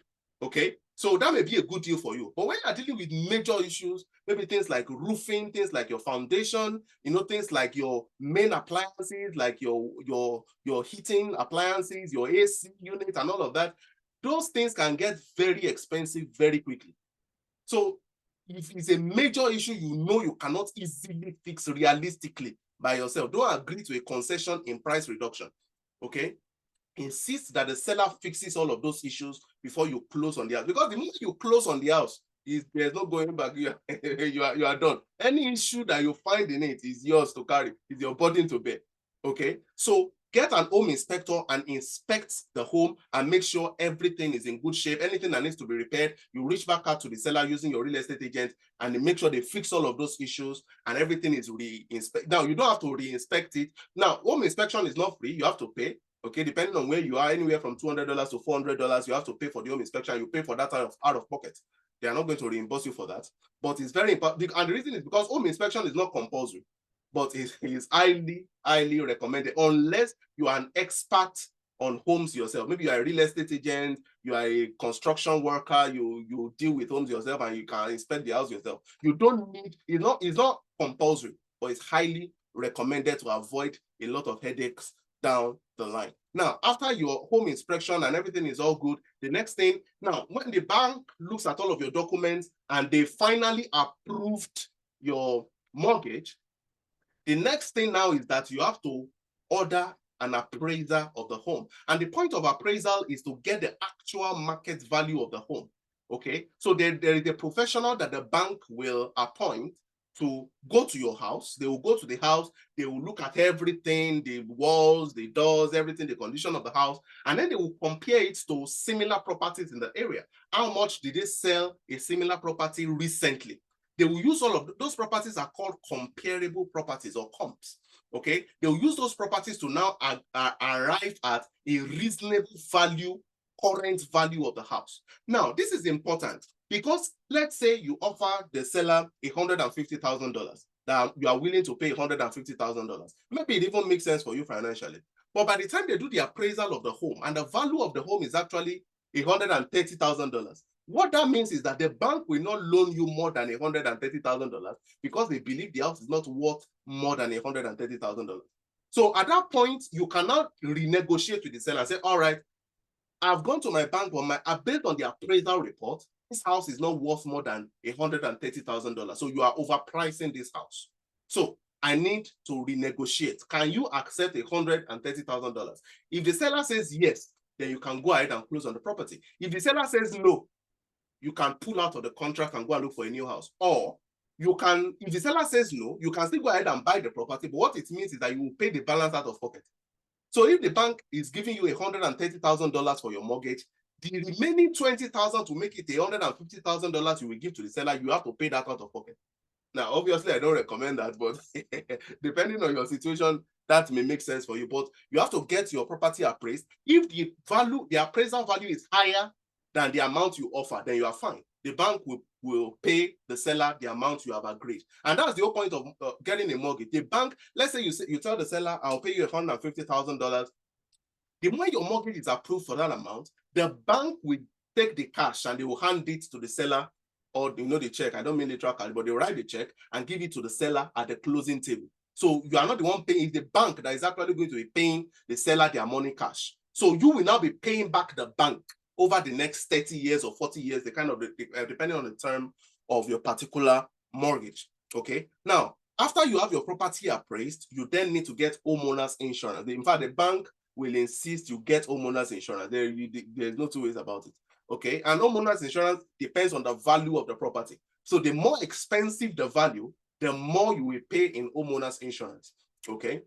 But you shop around also for insurance, once you find a good deal. Now, when you are getting your homeowners insurance, this is very important. Pay attention to your deductible amount, okay? Because one of the mistakes I made, for example, when we were getting our insurance was that I was just looking for the cheapest deal possible, okay? So my insurance agents got me a very good deal, less than $1,000. Everything was really nice. But I didn't pay attention to the deductible. The deductible was $2,500. What that means is if anything happens to the house, you have to first of all pay $2,500 before the insurance company will pay the rest. So if what happened to the house is the cost of fixing it is less than $2,500, you will have to pay it out of pocket. That's the meaning of deductible. So I would usually recommend get as low a deductible as possible, as long as there are no penalties attached to it. So if you get it, there are insurance companies that can give you a deductible as low as $500, sometimes even as low as $100. Okay, so if anything happens, as long as it's more than $100 to fix it, the insurance company will pay for the balance after you've paid your own $100. So pay attention to your deductible amount when you're getting your home insurance. And then after you've gotten your insurance, all other documents are in place. The final thing is to close on your property. And basically what that is that you and the seller and the real estate agent and the bank, you will agree on a date that works for all of you. All of you will meet at in the same room, and they will give you all of the contract information to sign. You will sign it. All of the people on the mortgage will sign it. Now, if you are married, for example, you can decide to apply for the mortgage by yourself using just your own name. But in the title or the deed of the house, you can include both your name and the name of your wife as co-owners of the property. So the fact that both of you didn't apply for the mortgage does not mean that both of you cannot own the property. Both of you can own the property. Okay, both of you can also apply for the mortgage if both of you have income and you want to use both of your income. The fact that both of you are working doesn't mean both of you have to use your income to apply. In some cases, it may even be better for just one person to apply instead of two people, because you will be able to get some special programs, that will get you a better deal that way. But regardless of your situation, on the day of closing, you will sign all the necessary contracts. They will give you the keys of the house on the day of closing, and then the sale is finalized. From that day forward, the house is now yours. Now, the beautiful thing with getting a mortgage is that your first mortgage is not due until anywhere from 30 to 60 days after the day of closing. What I mean is this: if you close on your property, say on the 1st of January, okay, your mortgage is not due until the 1st of March. So throughout January, you will not pay anything. Throughout February, you will not pay anything. Okay, so your first mortgage payment will be on the 1st of March. So basically, for this period of that 60 days, you are technically living in the house for free. All right, and that is really helpful because if there are emergency financial things that come up, you can easily attend to them, without having to break the bank and worry about getting a mortgage payment and all of that. So your first mortgage payment isn't due until the 1st of the 3rd month after you close. So if you close on the 29th of January, for example, you won't pay any mortgage for 29th and 30th. You won't pay any mortgage for February, but you will pay on the 1st of January. Okay, so the day you close determines how much free days, in quotes, you will get for your before your mortgage payment. Now, finally, what do we look out for in a house before buying? There are lots of things here, but these are just a few points. The first thing is to look at the price, obviously. Run your numbers very, very carefully. Don't just depend on the amount you were pre-approved for. Because like I said, the bank will only pre-approve you based on your gross income before taxes, not based on your net income. So the fact that the bank pre-approves you for a particular amount doesn't mean you can actually afford that amount realistically. So do your own math. What is the maximum monthly payment you can afford? And what does that translate to in terms of the maximum price of the house? Do your own math, run the numbers, and make sure the price, you stick to a price range that is reasonable and feasible and realistic for you based on your situation. The second thing to look out for is the location of the house. Now, you may have a very nice and shiny and flawless house, but it's in a terrible neighborhood. You cannot move your house from the neighborhood. Okay, you can renovate your house, but you can't renovate your neighborhood. So be very, very, and that's why it's important for you to visit the place in person. Look at it. Who are the kind of people that live here? Are they gangsters? Are they criminals? Are they responsible people? And all of those things. You have to pay attention to all of those things. And then there are also things like homeowners association that you have to be aware of. The kind of house you want to buy, does it have a homeowners association? So what are their rules? Because it's very important for you to know this ahead of time, because you may see a house is nice, it's shiny and all of that, and the homeowners association restricts a lot of things you plan to do. For example, there are some homeowners association that will tell you your grass must not be more than this. You cannot have this. You can't plant tree shrubs around your house. You can't have a private fence. You can't do this. There are homeowners associations that dictate all that, and they are backed by the law. They are backed by the government of the state, so they can take you to court if you violate their policies. So based on what you are trying to do, know the bylaws of the homeowners association before you close on the house. If you discover that they have rules that does not work for you, then you pull out of the house. Okay. And if there is no homeowners association, that's sometimes even better, because it means you have more freedom to do anything you want, in your own house and with your property. So the location of the property matters. What's the distance to work? If you don't mind, do you mind driving? Do you want it to be close? All of those things, you have to pay attention to them. And then the third thing is the age of the house. Now, this is usually not a very big deal, depending on the condition of the house. You can have a house that is built in 1920, for example, and they have renovated the house. They've revamped everything, all of the appliances. That, for example, our house was built, I think, maybe in 1948 or 1950 or something like that. But the house has been renovated. All of the appliances are brand new. The roof is just maybe 3 or 4 years old. Everything has been renovated. So the house is basically technically new. Okay, so the age of the house is important, but not that important, depending on the state of the house. But again, the age of the house can affect your insurance premium. Sometimes there's some insurance company that will charge you less for newer homes and all of that stuff. And then the fourth thing to pay attention to is the construction material. Is it a brick home? Is it a frame home? Now, if a frame simply means wood, okay, a house built with wood is frame home, while a house built with bricks obviously is a brick home. Now, there are advantages and disadvantages. The advantage of a brick home is that it's more soundproof. So if the kind of thing you want to do, maybe you want to do a rental or stuff like that, you know, and you want total privacy and all of that, you may be better going for a brick home because it's more soundproof. It's also more fire resistant. So the insurance will usually be cheaper when you are getting a brick home versus a frame home. But generally, frame homes, depending on the kind of situation, can be cheaper also. But again, this depends on various different factors. Another thing to consider is the condition of the structure of the house and its appliances. This is why it's important to get the house inspected. It is critically important. What is the condition of the roof? How old is the roof? Usually, a roof that is beyond 10 years old will usually give you problems down the line very soon. So you usually want to look for a roof that is probably like less than 5 years old. You know, foundation has no issues, no cracks, no leakages in the foundation, you know, all of those things. What is the state of the appliances? This is really important because if you want to change your AC unit, for example, getting a brand new one can cost you more than $6,000. Yes, that's how expensive it can be. So things like your heater, your water heater, technically your water heater is still cheaper. You can buy that for maybe $250 to $500, you know, but things like your heating unit, your furnace, those are high ticket items. You have to make sure they're in great conditions. Usually your furnace, you want it to be like less than 5 years old as well. Your AC unit less than 5 years old, your water heater, everything should just be preferably less than 5 years old. In some cases, they may be higher. Things like your water heater can be higher, but it's easier to replace. You know, you can easily buy it. Sometimes you can even replace it yourself if you're handy. But pay attention to the state of the appliances, the state of the structure.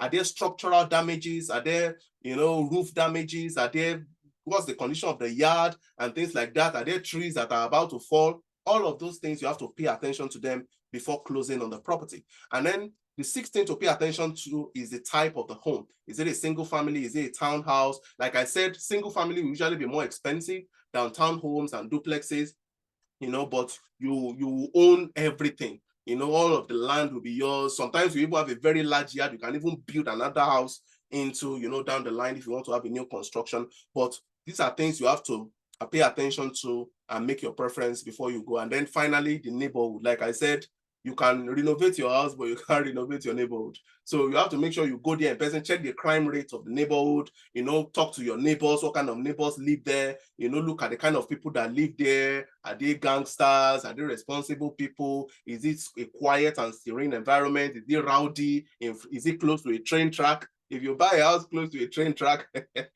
you will be frustrated because noise will not allow you to sleep many of the night. Is it close to a train track? You know, is it close to, you know, the road, the highway, and all of those things are things you have to pay attention to. The neighborhood, make sure it is something that works for you before you go all in. And then finally, how do we reduce the upfront cost when you are buying a house? The first key is to go for a loan with a very low down payment, preferably something within 0 to 1% down payment. And yes, they exist. You know, like I said, the loan we got, for example, was a 0% down payment loan. We didn't have to pay a dime, you know, upfront for the loan. Everything was built together into the monthly payments. But there are also companies that do 1% loan. As far as I can remember, I think Rocket Mortgage still has a 1% down payment program. So if the house is $100,000, for example, your down payment will just be $1,000. Okay, so you can go for a house with a 0 to 1% down payment program. Now you may be wondering, does that not mean I will pay more in monthly payments over time? Yes, but then again, if you plan to do something like house hacking, or you plan to use part of it for maybe Airbnb and stuff like that, it won't matter because you will still be making your money back to pay for the monthly payments anyway. So at the end of the day, it's still more financially reasonable for you to do all to still buy the house. The second thing you can do is to apply for a down payment assistance program. There are different kinds of down payment assistance grants. You know, some of them are restrictive, some of them have strict requirements, some of them you can't get without being a permanent resident or a citizen. There are some of them that are open to even non-residents, but they can have restrictions, things like you must live in the house for the next 5 years, you know, you must not sell the house for the next 5 years, things like that. You know, if that works for you, if that's not a problem for you, you can get anywhere from $10,000 to $20,000 in grants, and that can cover your down payment. It can cover your closing costs. You may end up going into the house $0 out of pocket, when you're using a down payment assistance grant. So that's definitely something to look at. The third way to reduce your upfront cost is to ask the seller to pay part of your closing costs. Like I said, the closing costs will vary from bank to bank, depending on the kind of mortgage offer you receive. But depending on the kind of loan you are using, if you are using a conventional loan, for example, by law, the seller is allowed to pay up to 3% of the value of the home or of the purchase price. They are allowed to pay up to 3% of the purchase price for you towards closing costs. So let's say the house is $100,000 and your total closing cost is $5,000. You can ask the seller to pay 3% of that purchase price as your closing cost. So the seller pays $3,000 on your behalf. So the only amount you will need to pay for closing costs will just be $2,000 out of pocket. Okay, and that's part of what we did in our situation. All the money we brought to the closing table was probably like $1,500 or something like that. The additional money was from things like home inspection, and stuff like that. So ask your seller to pay part of your closing cost. It's really important. It's either they say yes or no. You don't have anything to lose. Okay, but try to ask them wherever possible. And in some cases, you can also ask your real estate agent to also pay part of your closing costs. Now, this is more common in some areas than others, especially in more expensive areas. Places like California, places where the income rate is high and the cost of real estate is also very high. Sometimes real estate agents are willing to pay part of their commission. So let's say their commission is 3%, for example, that they are going to make when you close on the home. They can decide to pay 1% out of that 3% towards your closing costs. Okay, you can also ask them, check what is prevailing in your state, talk to real estate agents, ask. The worst they can say is say no. Okay, but always ask and find out what information is available. So those are ways you can reduce your upfront cost. And with that, we've come to the end of the webinar. Thank you so much for listening. We have like 20 minutes more, so I'll open the floor for questions. If anybody has questions, please feel free. You can unmute yourself. You can, okay, I think there are some chats already. Let me stop sharing. Hello, sir. Can you hear me? Yes, sir. I can hear you. Please go ahead. Good afternoon. Thank you very much for this insightful presentation. It's really awesome to have this kind of information. Some of us, particularly me, I don't have an idea of all these things before now. The effort you put to put this together. Yeah. So I have like 2 questions. Okay. Just for clarity. Is the mortgage payment like the same as, or is it similar to how you pay for like credit card? Is it something that you can pay above the minimum? Oh yeah. Oh yeah, absolutely. Extra cash. Absolutely. So you can pay, if your mortgage payment is $700, for example, you can decide to be paying $1,000 every month. But the way it works is they will take the $700 as your minimum payment, and then they will pay the remaining $300 to pay down your principal. So technically, the amount of interest you will need to pay on the balance will be reducing every month. So let's say the interest you're supposed to pay is maybe like $500 every month for the first 1 year. When you pay above the minimum payment, your interest over time will be reducing. So you will be paying more of the principal faster. And you can even decide, if you come into a lump sum of money, to pay off the whole thing at any point. Most banks will not penalize you for paying off your mortgage early. So let's say you won a lottery or something, and you have an extra $50,000 somewhere you don't know what to do with. You can reach out to your bank and say, hey, I want to pay $500 out of I want to pay $50,000 down from my principal, and you write them the check and they will take it off. So, and over time, your interest also will reduce for the rest of your monthly payment. So absolutely, yes, you can do that. All right, thank you. So the second one is, if for any reason your visa status, or for example, you acquired the house as an F1 student and your visa status did not change after school, like what will be the situation of the house? Can you still like have? As long as you've closed on the house, the bank does not care.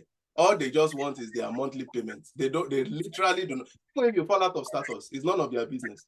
They literally do not care. All they want is their monthly payment. As long as you are paying every month what you are supposed to pay, nobody really cares. The house is yours for until you pay off the whole mortgage. So Even if literally, you ask me that on status is not something that they track or anything like that. But Okay. as long as you can pay off your monthly payments without problems, nobody really cares about the rest. I see.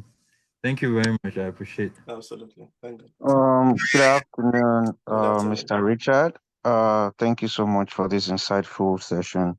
Absolutely. I learned a lot. I thought I was just going to be here for like 20 minutes, but yeah, I am still good more than 2 hours now. I have a couple questions, but I think you already answered some of those. The first one I have here, which happens not to have been answered, is the restrictions concerning international students. I understand. Uh, um, the last answer you gave the SOCA that just asked the question was about the legal status and all that, which basically means that if you fall out of status, you can leave the United States, but ensure that you're still making your monthly payment. Else, they will repossess the land. That's correct, right? Yeah. Now, the thing is, I think owning a house as a residential property would be okay, but what if one has to be doing the short-term rentals and all that, making money as an international student? Doesn't that flout the rules of you working, owning a business or doing a business transaction as an international student? Well, my first advice would be talk to an attorney, okay? Get legal advice. This is not legal advice. But based on my understanding, there are several ways you can go about that. So what you can do is to hire a property manager, okay? Hire a property manager to do the day-to-day management of the. So if you want to do Airbnb, for example, there are property managers that can handle Airbnb. And they'll book the cleaning, they'll monitor the scheduling, they'll do the checkout and the check-in. But the only thing is that the fee, they can take a huge chunk of your profits. They can take maybe like 30 to 40% or less, depending on the kind of deal you're able to strike with them. But owning a business is never a problem, whether it is real estate or any other kind of business, okay? The important thing is to structure it properly. So something like short-term rental, especially that, you have to be really, really involved every day. What you can do is, and it's even very stressful for you when you have other responsibilities, maybe you're a student or all of that. All you have to simply do is get a property manager and put them in charge of the property. You can even get a property manager for your own house that you are living in, and you are renting out a portion of it, whether you are doing long-term rental, medium-term rental, or short-term rental. But based on what I know, if you are doing long-term rental and sometimes even medium-term rental, to a very reasonable extent, you can manage it yourself without having any problems, because it's still technically passive income. Because all you do is allow them to come into the house. They are there for the next 6 months or for the next 1 year, and you're just sitting there and just receiving your monthly payment. But like I said, I'm not an attorney. You can speak to an attorney about that. But based on my understanding, all of those things can be easily avoided by just getting a property manager and putting. So you can buy 10 different properties, by any means, and just give them to a property manager. They will manage the property for you. They will be the one responsible for all of the day-to-day, whatever, and they will just be sending the proceeds into your account. So that's an easy way to get around that. So the proceeds would the proceeds now be like you're earning another additional income? Oh yeah, definitely. Any additional income technically is not a problem. Okay, you can invest. Anybody, even if you are on F2, even if you are an undocumented immigrant in the United States, you are allowed to invest. You can buy stocks, you can make profit, you can invest in properties, rent it out, make money from it. Investment is never a problem regardless of your family. Even if you're undocumented, anybody can invest. So making additional money is not necessarily the problem if you structure it the right way and you do it the right way. So that's never really a problem. Yeah, thank you so much. Absolutely.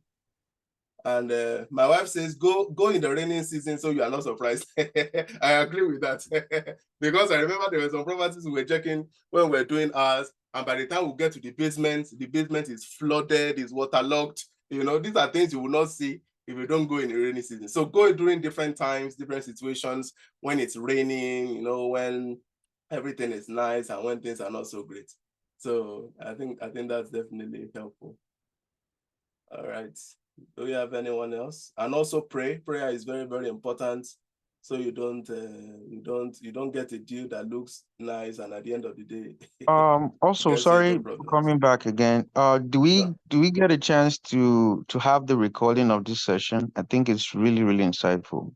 We might want to watch again for references and all that.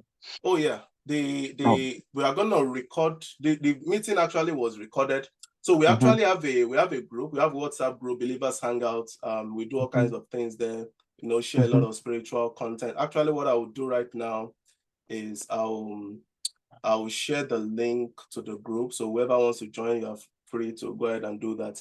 And we also have a YouTube channel. I'll also post the link to that. So anybody who wants to check the recording of the meeting, they can easily do that afterwards and get access to all of these information as well. So definitely we are recording this, and you'll definitely be able to access it at a later time. I'll copy the link. Let's go to chats.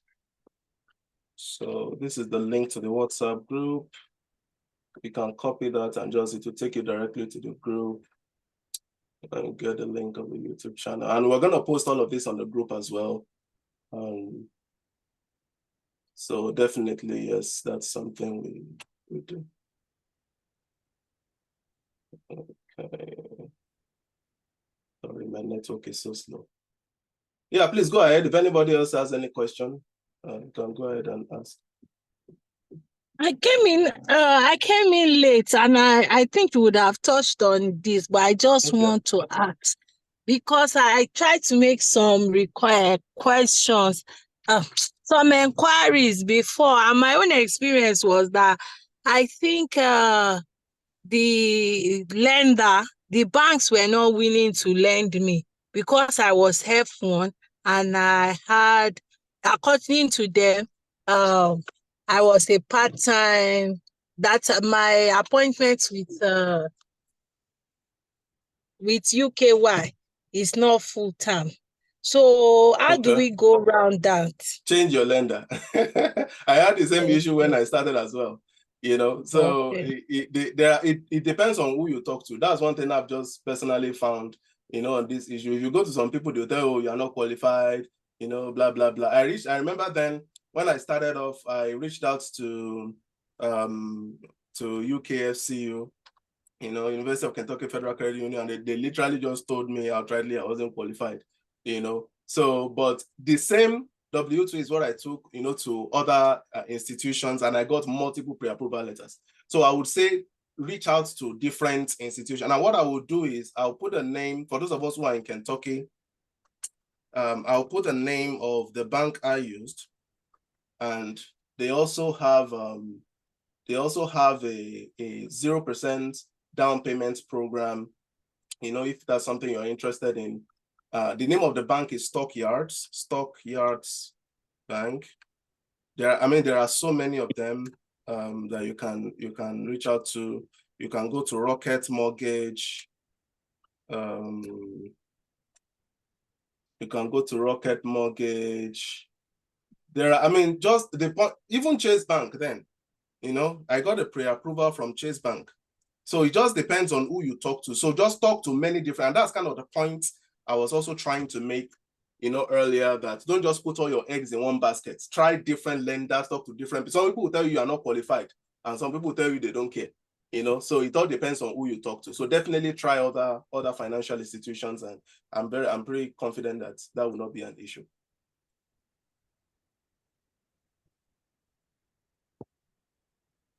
Okay, let's see. There are more questions. And yeah, one more thing I forgot to ask. If any bank is requesting for your EAD documents, if you're an F1 student, you know, what you can send to them instead of EAD, you can just send them your I-9. Your I-9 is the document that you receive from, is usually the university official that will issue it to you. They will ask you to sign it. Basically, they are saying there that they verified all your information and that you are authorized to work. All right. So you just reach out to, you know, Scoville Hall or whatever admin you are dealing with. Just reach out to them, tell them, you know, the HR office, tell them you would like to request your I-9.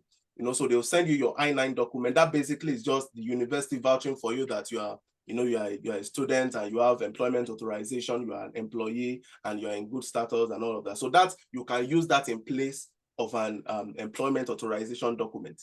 So that's the easiest way to just go about it. But if you are dealing with savvy banks that, you know, are familiar with international student laws, they usually don't really care about all of that. You know, as long as you are making meaningful income, you know, they don't really care about the rest.